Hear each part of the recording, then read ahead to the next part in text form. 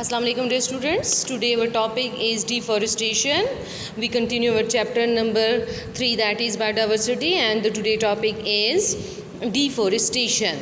What are the causes and effects of deforestation? First of all, what is deforestation? As you can see in this diagram, the cutting, the destruction, the removal of trees in unwise and unplanned manner is called deforestation. आप देख सकते हैं, you can see in this diagram कि trees की बेदरीग cutting हो रही है एक unwise and unplanned manner से, which is called the deforestation. Now what are the causes and effects of deforestation? हम deforestation करने के वजूहात क्या है, इसके reasons क्या हैं और फिर इसके effects क्या होंगे on the ecosystem. So first of all, the causes of deforestation. What are the causes of deforestation? Number 1, extension of cities require more land, thus forests are cut to build roads and houses, etc.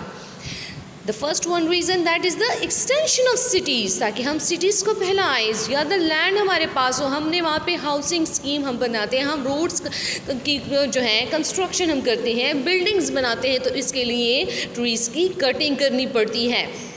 Number 2, ever increasing population need more land for agricultural activities. जैसे जैसे आबादी बढ़ती जाती है, बढ़ती हुई आबादी की ज़रूरियात को पूरी करने के लिए हमें ज़्यादा से ज़्यादा एग्रीकल्चरल एक्टिविटीज़ करनी पड़ती हैं, और उसके लिए खुराक की ज़रूरियात पूरी करने के लिए फिर हमें क्या करना पड़ेगा कि हमने डिफॉरेस्टेशन ट्रीज़ को काट कर वहाँ पर क्रॉप्स जो है क्रॉप्स को हम काश्त करते हैं, मुख्तलिफ़ किस्म की फसलें लगाते हैं. So this is also one of the cause of deforestation.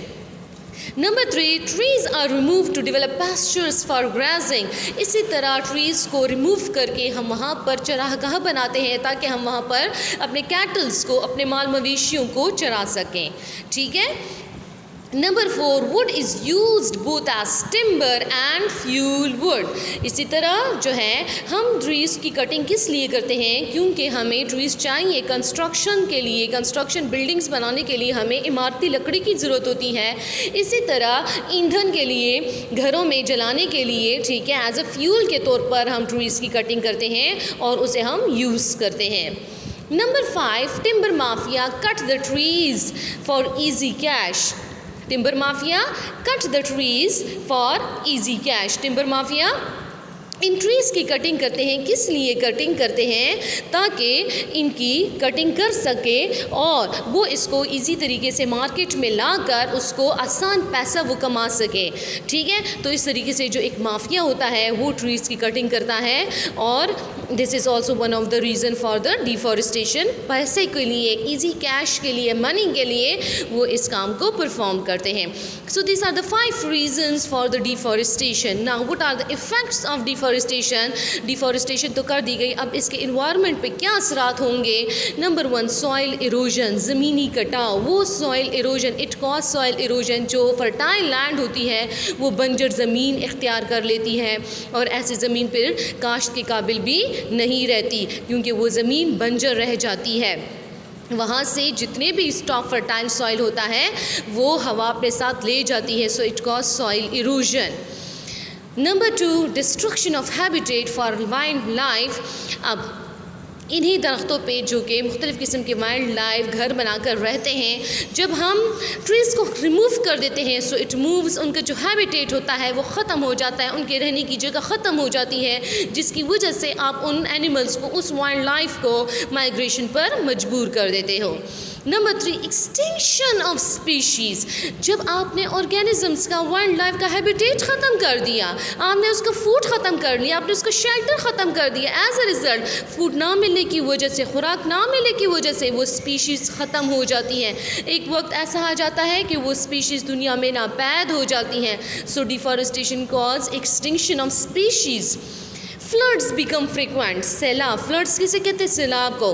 जो दरख्तों की जड़ें होती हैं उसने ज़मीन, सॉइल को मजबूती से जकड़ा होता है. ठीक है. जब ट्रीज़ को रिमूव कर दिया जाए तो आसानी से जो है, जैसे ही बारिशें होती हैं वो फ्लड्स आसानी से वो फर्टाइल सॉइल को अपने साथ ले जाती है, वो ज़रख़ीज़ मिट्टी को ले जाते हैं, जिसकी वजह से आसानी से वहाँ पर सैलाब आने का ख़तरा होता है। मामूली सी बारिशें होती हों, एज अ रिज़ल्ट जो है दरख्तों की जड़ें तो पानी को एब्जॉर्ब कर लेती हैं, ठीक है। एज अ रिज़ल्ट वो जगह जगह पे पानी नहीं खड़ा होता, लेकिन अब जब दरख्त ही नहीं रहे, एज अ रिज़ल्ट जो है अब इसका एक इफ़ेक्ट ये भी होता है कि वहाँ पर जो है फ्लड्स जल्दी फ्रीक्वेंटली आते हैं, सैलाब का ज़्यादा अंदेशा होता है। चेंज इन क्लाइमेट, इससे मौसम में जो है कि जो कंडीशंस होती हैं उसमें जल्दी तब्दीलियाँ आती हैं, क्योंकि जो हर एक इसमें इन्वायरमेंट में हर ऑर्गेनिज्म का अपना स्पेसिफिक रोल होता है, ठीक है। जब आपने नेचुरल सिस्टम को ही डिस्टर्ब कर दिया डिफॉरेस्टेशन की वजह से, it cause climatic changes, floods आते हैं, बारिशें, really change in the rain pattern, मूनसूनी जैसे बारिशें होती हैं।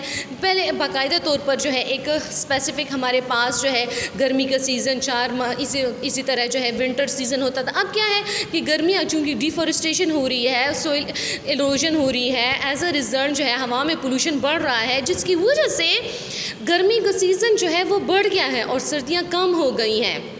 रेन पैटर्न चेंज हो, पहले से ज़्यादातर बारिशें होती हैं, अब ज़्यादा है कई महीनों तक बारिशें नहीं होती। सो ये तमाम क्या है, these are the climatic changes हो रही हैं, रेन पैटर्न चेंजेस हो रहे हैं।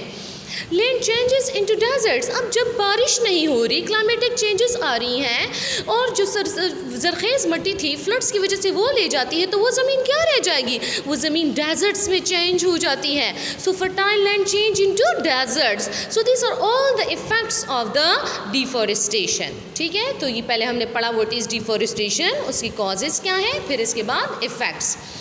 फिर इस चैप्टर का हमारा लास्ट टॉपिक है conservation of biodiversity. What measures required to conserve the biodiversity of Pakistan? Pakistan में वो कौन से स्टेप्स हैं, वो कौन से कंजर्वेशन मेजर्स हैं जो कि लिए गए हैं, जिसकी मदद से हम अपने बायोडाइवर्सिटी को कंजर्व कर सकते हैं, सेव कर सकते हैं, ठीक है। तो following are the few examples of steps taken in Pakistan to conserve the biodiversity. Number 1, Indus Dolphin Project, IDP. I for Indus, D for Dolphin and P for Project, to save the Indus Dolphin. ठीक है, दरिया सिंध में जो है हमारे पास जो dolphin है उसके लिए स्पेसिफिक एक प्रोजेक्ट बनाया गया है ताकि उसको हम सेव कर सकते, because it is our natural, it is our biodiversity. Protected areas management project in बिचेरियन आज़ाद जम्मू कश्मीर, MTCP, इसको आप ऐसे भी याद कर सकते हो, marine turtle conservation project.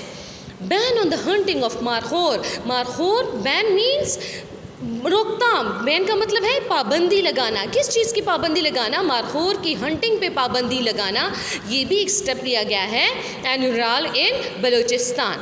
Himalayan jungle project to protect the biodiversity in Himalayan region, conservation of biodiversity of the Suleman range Balochistan, ठीक है। इसमें सुलेमान रेंज में जितने भी वाइल्ड एनिमल्स हैं उसकी कंजर्वेशन करते हैं, उसके लिए एक कंजर्वेशन प्रोजेक्ट बनाया गया है। कुछ लोगों को इसके लिए मखसूस किया गया है जो कि इस बात का ख्याल रखते हैं कि कोई बाहर से आकर यहाँ पर किसी किस्म के हंटिंग वगैरह का ना करें और हमारे पास जो वाइल्ड लाइफ है वो कंजर्व रहे। Northern Areas Conservation Project, conservation of migratory birds in Chitral and Khyber Pakhtunkhwa, Himalayan Wildlife Project to check the hunting of brown bears, ठीक है। तो ये भी हमारे पास ब्राउन बियर्स, इसके लिए इस पर ये चेक रखा जाता है, इन लोगों ने रखा होता है ताकि वो किसी किस्म के वाइल्ड लाइफ का, ये ब्राउन बियर्स का वहाँ पे कोई शिकार ना करें।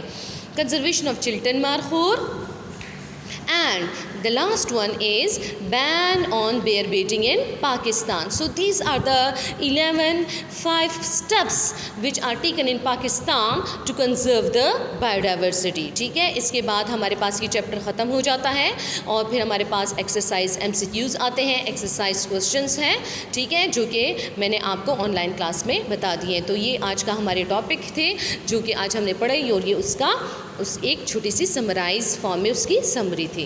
ओके, टेक केयर, अल्लाह हाफिज़।